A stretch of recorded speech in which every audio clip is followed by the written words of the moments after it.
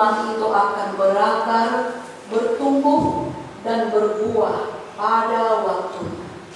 Pimpinlah kami semua dengan kuat kuasa Roh Kudus, ke dalam tangan-Mu kami menyerahkannya. Dalam nama Yesus kami berdoa. Amin. Salam bagi kita anak inang dengan pose semuanya, sama remaja yang terkasih. Firman Tuhan untuk hari ini yang menjadi khotbah kita adalah dari Roma 12 ayat 1 sampai 8. Minggu hari ini adalah minggu ke-21 setelah Trinitatis. Boleh slide-nya ini? Oke. Roma 12 ayat 1 sampai 8 saya akan bacakan untuk kita. Mari kita simak dengan segenap hati. Persembahan yang benar. Karena itu saudara-saudara, demi kemurahan Allah aku menasihatkan kamu supaya kamu mempersembahkan tubuhmu sebagai persembahan yang hidup, yang kudus, dan yang berkenan kepada Allah. Itulah ibadahmu yang sejati. Janganlah kamu menjadi serupa dengan dunia ini, tetapi berubahlah oleh pembaharuan budimu, sehingga kamu dapat membedakan manakah kehendak Allah, apa yang baik, yang berkenan kepada Allah, dan yang sempurna. Berdasarkan kasih karunia yang dianugerahkan kepadamu, aku berkata kepada setiap orang di antara kamu, janganlah kamu memikirkan hal-hal yang lebih tinggi daripada yang patut kamu pikirkan. Tetapi hendaklah kamu berpikir begitu rupa, sehingga kamu menguasai diri menurut ukuran iman yang dikaruniakan Allah kepada kamu masing-masing. Sebab sama seperti pada satu tubuh, kita mempunyai banyak anggota, tetapi tidak semua anggota itu mempunyai tugas yang sama. Demikianlah juga kita, walaupun banyak, adalah satu tubuh di dalam Kristus, tetapi kita masing-masing adalah anggota yang seorang terhadap yang lain. Demikianlah kita mempunyai karunia yang berlainan menurut kasih karunia yang dianugerahkan kepada kita. Jika karunia itu adalah untuk bernubuat, baiklah kita melakukannya sesuai dengan iman kita. Jika karunia itu untuk melayani, baiklah kita melayani. Jika karunia itu untuk mengajar, baiklah kita mengajar. Jika karunia itu untuk menasihati, baiklah ia menasihati. Siapa yang membagi-bagikan sesuatu, hendaklah ia melakukannya dengan hati yang ikhlas. Siapa yang memberi pimpinan, hendaklah ia melakukannya dengan rajin. Siapa yang menunjukkan kemurahan, hendaklah ia melakukannya dengan sukacita. Demikian firman Tuhan. Amin. Saya berharap remaja semua stop HP. Boleh? Boleh diletakkan HP-nya di depan semuanya? Ya, konsentrasi ya. Mendengarkan firman. Ini kita berbicara tentang ibadah. Kita berbicara tentang ibadah yang sejati. Kalau kita lihat apa sebenarnya arti beribadah. Kalau kita lihat arti beribadah secara ilmu tata bahasa Indonesia adalah mencari atau mendekatkan diri kepada Tuhan atau penciptanya, supaya dia boleh sejalan dan seturut dengan siapa itu penciptanya. Dia akan melakukan perintahnya dan dia tidak akan melakukan apa yang dilarang. Itu artinya beribadah secara umum. Semua orang pada saat itu sibuk beribadah. Kalau kita lihat orang Jepang, siapa yang disembah orang Jepang? Remaja siapa? Biasanya mereka menyembah matahari. Lalu kita melihat orang Hindu dan Buddha menyembah apa? Lebih cenderung patung. Kita tidak tahu apa yang terjadi di situ. Kita tidak hakimi mereka. Tapi apa yang kita lihat, mereka mendekatkan diri kepada Buddha-Buddha mereka, dan dia buat seperti patung. Orang kita zaman dahulu, waktu orang tua kita zaman dahulu belum dapat memention apa yang disembah pada saat itu. Yang disembah pohon yang besar. Kalau ada pohon yang besar, maka orang tua kita zaman dahulu mungkin ini kebesaran Tuhan. Ini di sini mungkin roh Tuhan. Itu ketika agama tidak ada.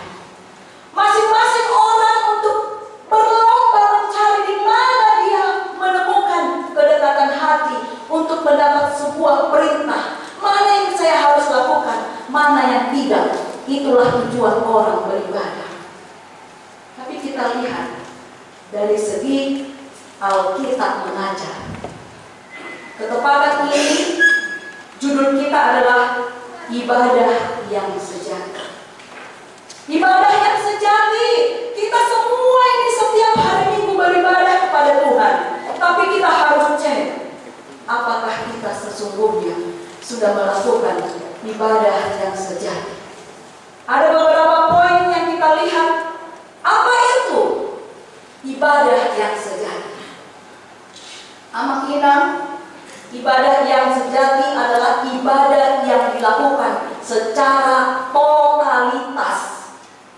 Jadi kalau beribadah di gereja, tidak ada lagi harusnya di situ nyampe, tidak ada lagi talking, tidak ada lagi membuka-buka HP, apalagi remaja yang terkasih ya. Tidak ada lagi, karena kita fokus kepada siapa yang akan kita sembah, siapa yang akan kita dengar. Jadi tidak ada. Kita harus bisa standby 2 jam dulu dengan fokus kepada Tuhan. Totalitas. Naido mau di HKBP mau dengan perjolo wajib 3 ayat. Ayat perjolo siang najoloi anu lebih butuh di bawah pohon mangga. Kalau dipikir tamat masuk. Kan kalau iso semuanya dibuta ke semuanya betul.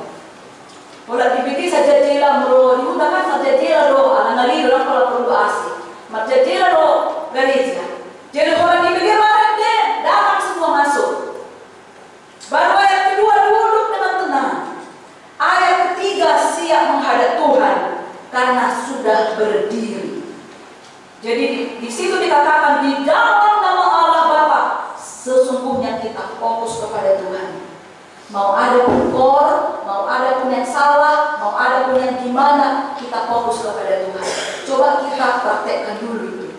Karena yang kita tujukan secara totalitas itu adalah kepada Tuhan. Bukan kepada orang lain, bukan kepada penghalalu, bukan kepada pendeta, tapi kepada Tuhan. Dan Tuhan melihat apa yang kita kerjakan sepanjang ibadah. Apa yang kita pikirkan sepanjang ibadah. Kalau semuanya rohana di son, ayo sepakat. Mentang non nanti ngali sekali bukan baik, makanan bukan baik. Kalau semuanya, amat inang mari kita fokus kepada beribadah. Tuhan katakan secara totalitas dan aktif. Jadi beribadah itu sebenarnya bukan hanya di sini. Beribadah itu mulai buka mata di pagi hari, bangun kita mungkin jam 5 sampai tidur jam 11 malam. Itu semua adalah rangkaian ibadah. Apakah kita sedang bekerja? Apakah kita sedang melaksanakan tugas kita di rumah? Apakah kita sedang jualan? Apakah kita... Itu semua satu rangkaian ibadah yang hidup. Saya hidup ketuhanan, ibadah yang sejati adalah aktif. Jadi bukan pasif namanya. Aktif. Apa yang melakukan? Selalu bertanya kepada Tuhan, Tuhan, apa yang berkenan bagimu untuk kulakukan hari ini, sepanjang hari ini. Itulah ibadah. Makanya itu di dokter Isona paling utama, di dokter si Paulus untuk jemaat di Roma. Persembahkanlah tubuhmu sebagai persembahan yang hidup, bukan yang mati. Makanya kalau kita sudah meninggal baru kita doakan, tidak ada hubungan. Di situ meninggal seseorang, tidak ada lagi doa untuk dia. Ibadah yang kita lakukan tujuannya menghibur orang yang hidup, bukan untuk orang mati. Karena Tuhan menginginkan persembahan yang hidup. Lalu yang kedua, ibadah sejati adalah ibadah yang kudus. Bagaimana kira-kira ibadah yang kudus? Ayo lo sifat tuh, balik cepet. Anak lebat dulu remaja. Tadi cepat bangun nggak ya? Cepat bangun remaja semua. Nggak ada yang terlambat. Puji Tuhan. Biasa kadang-kadang karena mau bangunnya anak-anak, mau keluar kita punya tanduk karena lama. Atau bapak-bapak lama udah tahu masuk jam 7:30, bangun jam 6:30 kapan lagi mandi. Ini yang bisa membuat tanduk mulai naik. Kalau zaman dulu, zaman opung kita, hari Sabtu udah disediakan bajunya. Besok beribadah, baju ini. Jadi pagi-pagi dia udah langsung cepat. Itu zaman dulu. Kalau sekarang saya tidak tahu bagaimana. Tetapi kita harus mempersiapkan seluruhnya. Karena kita mau persembahan ibadah itu yang kudus, yang berkenan kepada Tuhan. Karena ada Roh Kudus. Kita tidak akan mungkin kudus kecuali ada Roh Kudus yang menguduskan kita. Inaido, ketika kita mengenal Tuhan, menerima Tuhan sebagai Tuhan dan Juru Selamat, di saat itulah Roh Kudus dimeteraikan ke dalam hidup kita. Itulah yang menguduskan kita. Itu juga yang menguduskan kita ketika kita sedang beribadah dan beraktivitas sepanjang satu hari. Yang ketiga, ibadah yang berkenan kepada Allah. Ibadah yang berkenan kepada Allah itu menyenangkan Tuhan. Ada banyak ibadah sekarang ini menyenangkan hati atau menyenangkan mama. Aku disuruh mamanya jadi kor di remaja. Aku hanya pengen supaya mama senang saja. Tidak ya, kalau remaja kita tidak seperti itu. Tapi menyenangkan Tuhan. Aku terpaksa nyakor. Padahal kami arisan, sesudah kor kami ada yang sesudah kor langsung pergi karena dia arisan. Kebayang nggak gitu ya, ibadah yang sejati, ibadah yang berkenan bagi Tuhan, yang mana ini yang sekarang yang kita kerjakan? Ini sangat berat sebenarnya. Ini firman Tuhan dan harus disampaikan. Kalau beribadah, beribadahlah dengan serius. Kebayang nggak kita, Tuhan saya hanya for baik-baik. Menyenangkan Tuhan enggak atau menyenangkan kita sendiri? Yang berkenan bagi Tuhan ibadah yang menyenangkan Tuhan. Makanya kalau ada ibadah sekarang ini adalah bagaimana menjadi seperti entertain. Makanya banyak ibadah kalau perlu musik banyak. Karena kalau nggak ada musiknya rasanya tidak full, tidak dekat ke Tuhan. Ini harus ibadah jingkrak-jingkrak supaya dekat ke Tuhan. Tapi cek dulu apakah itu tujuannya menyenangkan diri. Kalau sekolah minggu, saya setuju menyenangkan diri. Karena sekolah minggu belum tahu mana yang baik, mana yang tidak baik. Belum semua sempurna. Mereka pengen baca kitab suci, doa tiap hari doa. Mereka pengen menyenangkan. Kalau perlu bikin musik, makanya kurang itu musik di sekolah minggu. Mari kita doakan sekolah minggu harus banyak, harus bergembira. Karena belum tahu dia hanya tahu kalau datang ke gereja itu senang, hati senang. Tapi makin dewasa iman bukan lagi untuk hanya diri sendiri, tapi Tuhan senang dari aku. Aku mau beribadah kepada Tuhan. Aku rindu Tuhan disenangkan.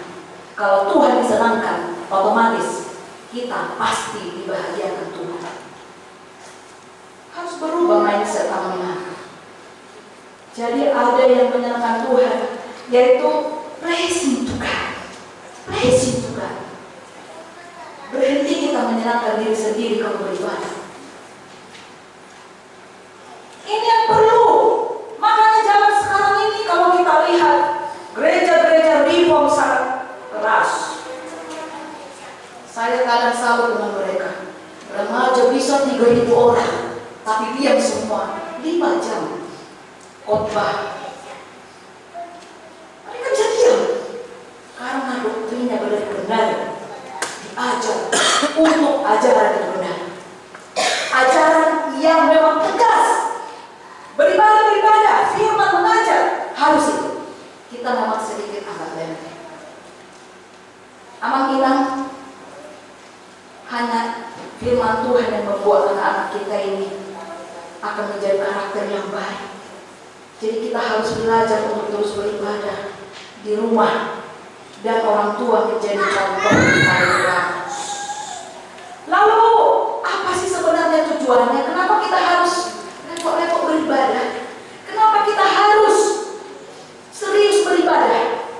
Itu ada jelas itu ya, kalau kita baca ayat 2, baru ayat 4 dan 5. Apa tujuannya semua ini kita lakukan?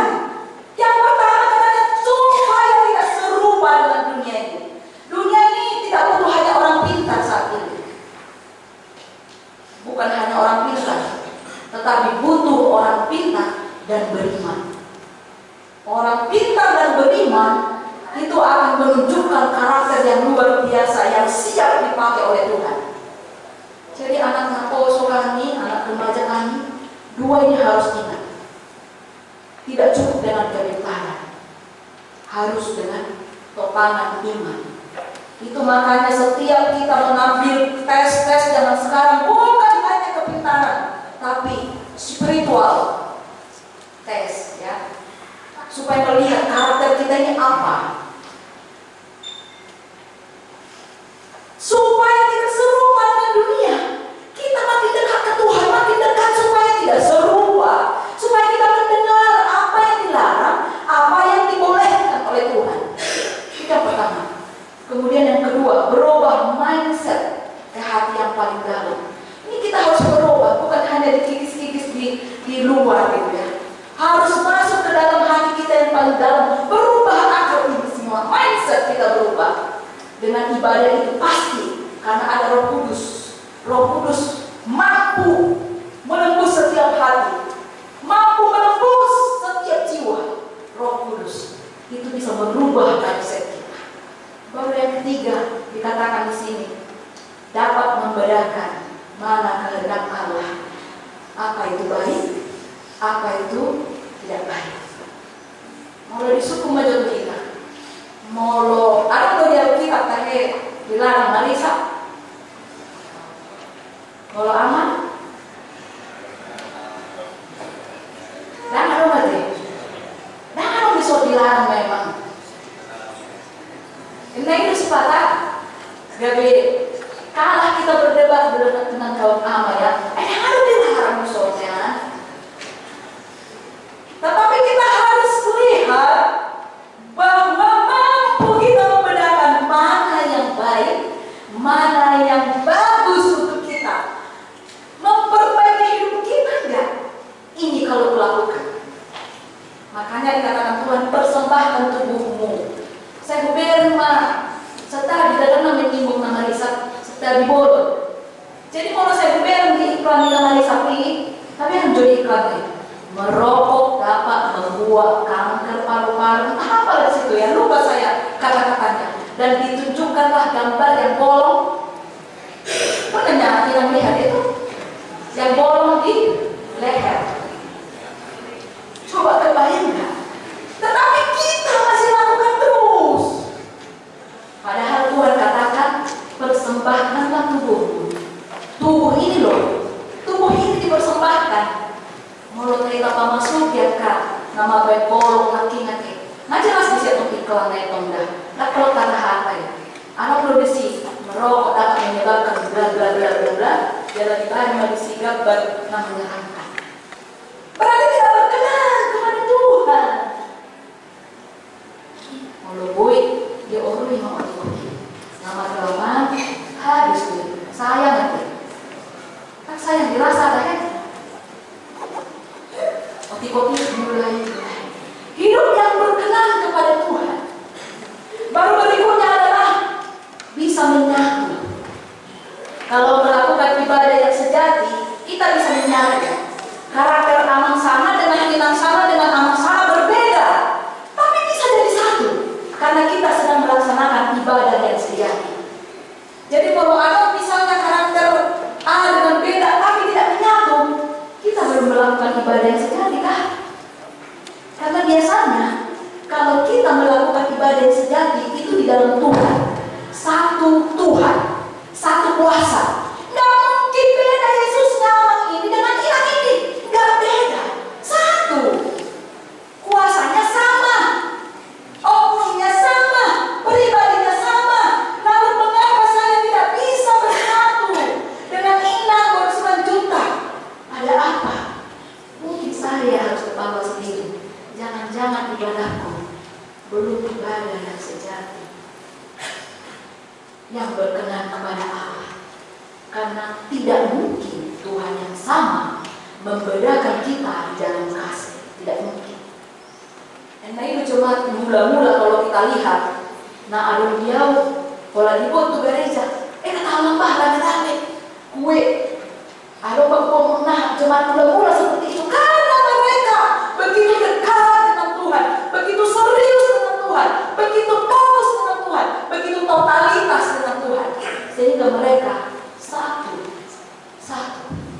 Jadi tidak mungkin kita bersatu tanpa kita datang ke gereja ini melakukan ibadah yang sejati, yang berkenan kepada Tuhan, yang menyenangkan Tuhan. Ada orang lalu ke gereja, roh melayani, roh gereja, roh di kantor untuk menyenangkan diri sendiri atau supaya saya terkenal, supaya saya hebat. Itu akan sulit menyatu. Karena hanya ibadah yang sejatilah menunjukkan kesatuan. Makanya itu kondisi nanti. Walaupun banyak tubuh, ada tangan, ada kaki, kan sudah tidak tempat.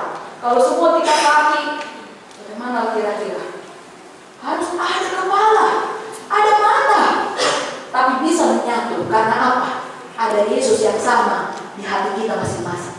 Kalau belum Yesus yang sama di hati kita, sangat sulit bersatu.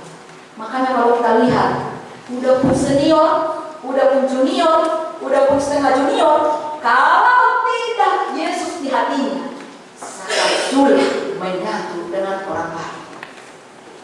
Karena hanya Yesuslah yang menyatukan. Kalau karakter kita sangat berbeda, karakter latar belakang kita berbeda-beda, tapi ada satu yang menyatukan pribadi, yaitu Yesus Kristus. Itulah yang menyatukan kita semua. Amin. Ada tujuan terakhir, supaya semua kita melakukan pelayanan. Dikatakan di sini tadi, kalau ada yang mau bernubuat, bernubuatlah. Kalau ada yang mau menasihati, menasihatilah. Kalau ada yang mau mengajar, mengajarlah. Kalau ada yang mau membagi sesuatu, ikut amanah. Kalau membagi sesuatu, itu juga karunia. Jadi mau lalu nenek membagi-bagi yang di pesta kotilon, dari 2 sekolah minggu, itu karunia juga. Jangan merasa kita itu bukan karunia. Kepada siapakah itu ditaruhkan? Hanya Tuhan yang memberikan itu kepada setiap orang. Tidak untuk semua. Itu pilihan Tuhan.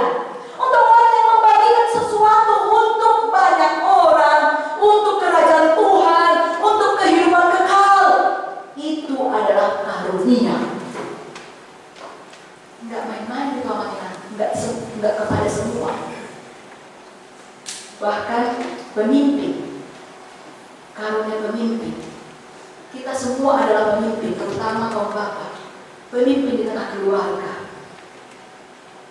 Itu karunia. Baru dikatakan di sini bermurah hati. Jadi kalau kita lihat ada orang tertentu, kalau diberi berat, ada nama sahih di keluarga, langsung hatinya, aduh, kita tolonglah. Itu adalah karunia, bukan karena dibuat-buat. Pilihlah di mana karunia kita mengenal untuk kita lakukan untuk hormat dan kemuliaan nama Tuhan. Itulah persembahan kita, ibadah yang sejati. Baru berikutnya mengenal, kira-kira setelah kita melakukan ibadah yang sejati, apa ya kira-kira kelihatan dalam hidup kita? Apa yang kelihatan dalam hidup kita? Ciri-cirinya, aku sudah melakukan ibadah yang sejati ini tiap hari. Yang pertama, pasti berbuah banyak. Pasti berbuah banyak. Itu firman Tuhan. Makanya di Yohanes 15 itu cara ada pokok, ada kebun. Kebun Allah Bapa, pokok adalah Yesus, kitalah caranya. Orang yang nempel kepada pokok anggur yang benar, dia akan berbuah. Yang beribadah tetap kepada Tuhan, dia akan berbuah lebat. Bukan hanya sedikit, buahnya manis dan bisa dicicipi oleh banyak orang. Yang kedua, kita bisa lihat mengasihi. Mengasihi Tuhan dengan segenap hati, mengasihi sesama seperti diri sendiri. Itu selalu sering kita dengar kata-kata itu, tapi melakukannya tidak gampang. Ini adalah buah dari orang yang selalu melakukan ibadah yang sejati. Dan yang terakhir, berani bersaksi. Harus berani kita bersaksi. Tadi lagu kita remaja sepertinya bagaimana? Kurang kencang ya. Coba dulu nyanyi dulu sekali. Karena tadi benar-benar saya sedih karena kalian latihan bagus gitu loh. Tadi si Jo yang si Jeremy ya, yang bawa gitar, udah semangat banget dia gitar dengan alunan.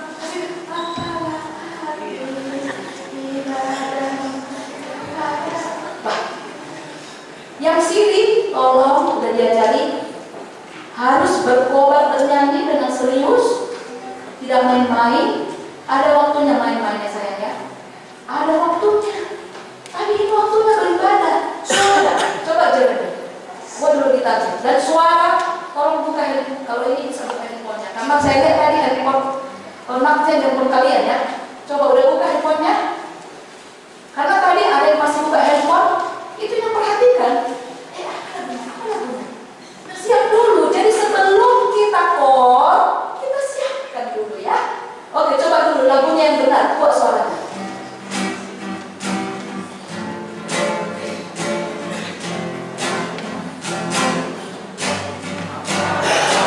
Wah, ibadahmu kepada suara lagi Mas Kurang.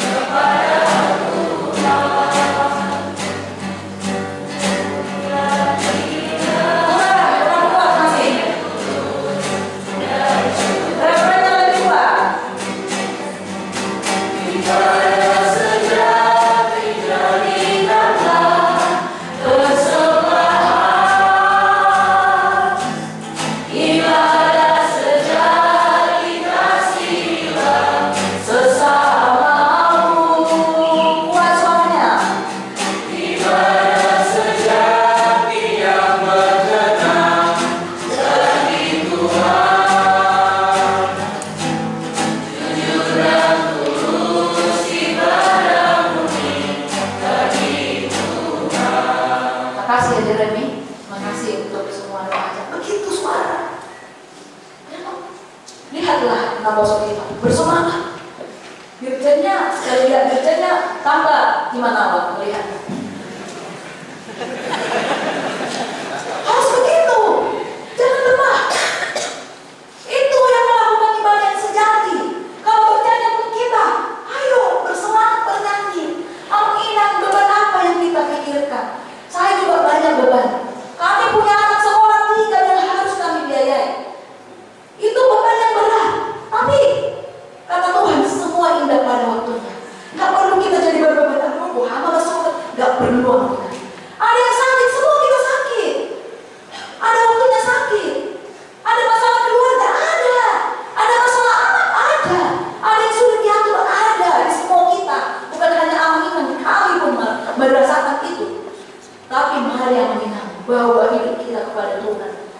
serius. Hanya Tuhan yang mampu.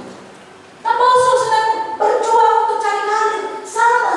Kita berjuang nih sekarang. Kita sama-sama bekerja. Banyak tantangan, banyak. Ada yang sedang menunggu. Kapan nih teman hidup? Kita juga banyak yang menunggu. Mari doakan ke Tuhan. Anak kita yang belum, mari doakan ke Tuhan. Kalau boleh yang di sini saling melirik lah Tuhan. Kalau jauh-jauh, karena saya lihat kalian, saya perhatikan selalu gitu. Karena kita selalu bekerja di gereja. Sampai pulang semua baru kita pulang ke rumah. Termasuk remaja. Jam 11, jam 10, jam berapa? Terus Pinang maaf jam 11. Oke, terakhir. Jam 11 saya keluar dari konsistori. Jam berapa ini? Tapi mereka konsisten. Jam sebelum jam 11, pulang yang 6. Jadi saya lihat kalian, sesama kalian ini sampai jam 11. Kapan malam minggunya ke tempat lain? Mending yang dekat aja. Ya, itu karena disinilah kita berinteraksi, bisa melihat teman kita, bisa saling membangun di dalam Tuhan, berfellowship, untuk kita bisa semakin melihat mana kehendak Tuhan di dalam seluruh hidup kita. Dan yang terakhir, refleksi dalam diri sendiri. Kalau Tuhan katakan di episode tadi ya, Joshua sangat jelas refleksinya. Aku dan seisi rumahku, kami akan beribadah kepada Tuhan. Kalian terserah kalian, katakan sama semua orang. Dia kumpul semua penatua, para imam-imam, para orang-orang yang hebat, para senior. Terus dia katakan, itu di akhir hidupnya sudah mau meninggal dia. Lalu dia katakan, terserah kalian mau pilih mana Tuhan kalian, mau menyembah siapa kalian, mau beribadah ke siapa kalian, tetapi aku dan seisi rumahku, kami akan beribadah kepada Tuhan. Imata gua disebut tamanya. Itulah kita bawa ya anakku semua, remaja yang terkasih. Kalau Ina sangat konsen dengan remaja, karena remaja ini kalau salah kita mendidik salah lah ke atas nanti. Kalau Nakosu sudah kuat, sudah mulai mantap gitu ya. Kalau remaja ini harus kita anju-anju sama. Jadi tolong dulu kalau misalnya agak-agak sedikit menyakitkan, sabar kita. Ya memang begitulah perkembangan. Tapi kita yakin mereka ini adalah orang-orang yang hebat ke depan. Jadi kita terus perhatikan mereka. Jadi yang paling utama tadi refleksi diri adalah aku dan seisi rumahku, kami akan beribadah kepada Tuhan. Mari itu kita katakan dalam hidup kita, dalam hidup semua anak Ina, di rumah tangga, mulus sempat dibaca saat ayat, apa masa pasal, renungan yang setiap hari kita kasih, boleh. Atau kalau tambah lagi renungan dari tempat lain, silakan. Tapi kita akan tetap kirim renungan itu. Masalah tidak baca atau tidak, itu urusan amat Ina dengan Tuhan. Urusan kami selesai. Karena tugas gembala menurut saya harus tetap memberikan firman Tuhan daily. Hanya sekali selalu bersemangat. Setiap orang yang dilayani bukan hanya orang anak Ina. Gereja-gereja sebelumnya pun kita kasih juga. Karena kadang-kadang gembalanya atau pendetanya tidak memberikan tiap hari, yang memang di-create sendiri. Bernyanyi kami berdua di tengah malam. Itu tidak gampang, dari hati yang paling dalam.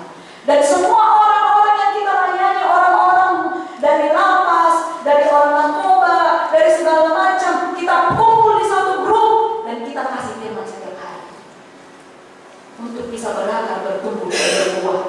Kita ini harus lebih maju nanti. Waktunya kita untuk maju, karena hanya orang yang beriman lah akan maju, termasuk anak-anak kita, supaya tangguh dia menghadapi masa ini. Ini berat, ini sekarang tantangan. Hari ini pemimpin kita dilatih ya, kita tidak tahu kemana arahnya ini. Kita tahu Prabowo keras, dan saat ini teman-teman kami di Papua bersedih karena Jokowi sudah, mereka sangat cinta Jokowi. Jalan-jalan di sana namanya Jalan Jokowi. Karena hanya Jokowi yang selalu memperhatikan jalan-jalan di Papua, sehingga sebahagian sudah bisa. yang lain tidak memperhatikan, menang di konsep. Konsepnya bagus banget. Konsepnya sama kita, orang semua di pesta orang semua. Konsepnya luar biasa. Orang panitia semua ini. Ada tiba action yang melakukan bisa dihitung jari. Ini yang sering menjadi kendala di seluruh dunia ini. Terlalu banyak orang menang di konsep, tapi dalam action itu yang Tuhan mau. Sama seperti Yosua, tetapi aku dan seisi rumahku kami akan beribadah kepada Tuhan. Mari kita beribadah kepada Tuhan, kiranya Tuhan berkenan dalam segala sesuatunya. Amin. Mari kita berdoa. Kami mengucap syukur kepada-Mu ya Tuhan. Engkau mengingatkan kami untuk melakukan ibadah yang sejati. Ibadah yang sejati mulai dari awal kami bangun hingga kami tidur kembali setiap hari. Persembahan tubuh kami dengan segala aktivitasnya itu juga merupakan ibadah. Terutama ketika kami beribadah di rumah Tuhan, kami rindu Tuhan supaya setiap pribadi boleh konsentrasi, totalitas, supaya ibadah kami menyenangkan Tuhan. Biarlah kami belajar kepada kitab Roma, bagaimana kami hidup beribadah di dalam Tuhan, sehingga buahnya akan kelihatan dari apa yang kami lakukan. Bahkan karunia-karunia yang telah Engkau berikan kepada kami akan kami persembahkan sebagai buah dari ibadah yang sejati. Tuhan, mampukanlah kami semua jemaat-Mu, mulai dari sekolah minggu sampai lansia, untuk melakukan apa yang Tuhan mau. Biarlah kami selalu dengar-dengaran akan suara Tuhan, akan apa yang harus kami lakukan, apakah itu baik, apakah itu benar, dan apakah itu membangun, apakah itu Engkau larang. Perbaharuilah mindset kami Tuhan, bahkan pujian kami perbaharuilah Tuhan, supaya selalu Kristus pusatnya dalam seluruh ibadah kami, sehingga segala ibadah kami boleh menyenangkan nama Tuhan. Tuhan Yesus yang baik, segala pergumulan keluarga dan keluarga, pribadi lepas pribadi dari seluruh jemaat-Mu, Tuhan kiranya yang menjawab tepat pada waktunya. Apapun yang pergumulan, bahkan penyakit yang diderita, bahkan sesuatu penderitaan, permasalahan yang tidak diketahui orang, tapi Tuhan tahu. Tuhan, pandanglah seluruh jemaat-Mu, supaya mereka mengandalkan Tuhan di dalam segala sesuatu, di dalam ketidakmampuan memikirkan segala sesuatu. Tuhan sanggup melakukannya. Tuhan sanggup dan berkuasa dahulu, sekarang, sampai selama-lamanya. Biarlah kami bersuka cita menjalani seluruh hidup kami untuk hari-hari yang masih Engkau izinkan kami jalani. Ke dalam tangan-Mu lah kami serahkan, terkhusus anak-anak kami Tuhan, yang sedang belajar, yang sedang kuliah, yang sedang mencari pekerjaan, yang sedang menanti teman hidup, yang sedang peningkatan karir. Tuhan, tolonglah mereka ya Tuhan. Jamah mereka, pribadi lepas pribadi, supaya mereka menjadi pribadi yang diberkati Tuhan, yang dipakai Tuhan luar biasa untuk negara ini. Pakailah mereka orang-orang yang takut akan Tuhan. Terutama saat ini kami lihat, kami dengar akan ada pelantikan presiden. Kemanalah Engkau membawa negara kami ini ya Tuhan. Engkau sanggup memakai hati setiap orang, termasuk orang yang tidak percaya kepadamu. Hatinya Engkau yang pegang. Oleh karena itu Tuhan, biarlah kami selalu mendoakan tempat kami berada, supaya mendatangkan damai sejahtera. Terutama kami beribadah, boleh kami masih mempunyai kesempatan seluruh umat Kristen pada beribadah dengan nyaman. Itu kerinduan kami lewat pemerintahan yang baru. Karena ibadah adalah hak setiap orang. Biarlah Tuhan yang berperkara supaya itu boleh terjadi. Jadikanlah segala sesuatu seturut dengan kehendak-Mu ke dalam setiap kami. Biarlah firman-Mu menjadi kekuatan dalam hidup kami. Segala pujian hormat bagimu. Dalam nama Yesus kami berdoa. Amin.